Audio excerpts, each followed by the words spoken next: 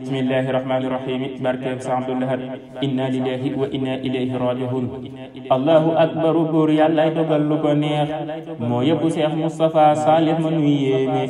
allahu akbaru buur yàllay dogal lu ko neex moo yóbbu Cheikh Moustapha Salih ma nuy yéeme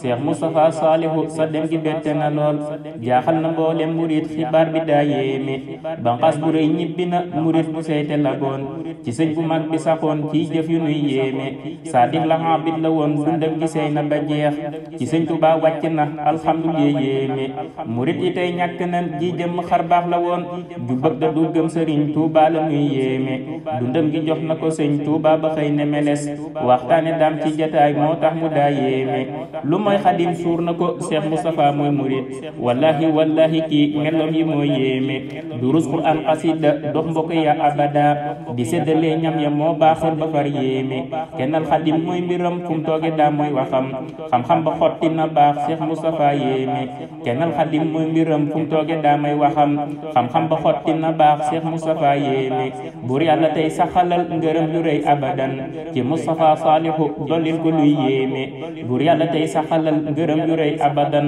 ci Moustapha Salihu dollil ko luy yéeme defal ko tey fa mu jëm daqal ko lool fi mu jóge te boole koog Salihu ak maam ja nuy yéeme defal ko tey fa mu jëm daqal ko lool fi mu jóge te boole koog Salihu ak maam ja nuy yéeme subhaana rabbika rabbil izzati ammaa yasifuun wa salaamun alal mursaliin walhamdulillahi rabbil aalamiin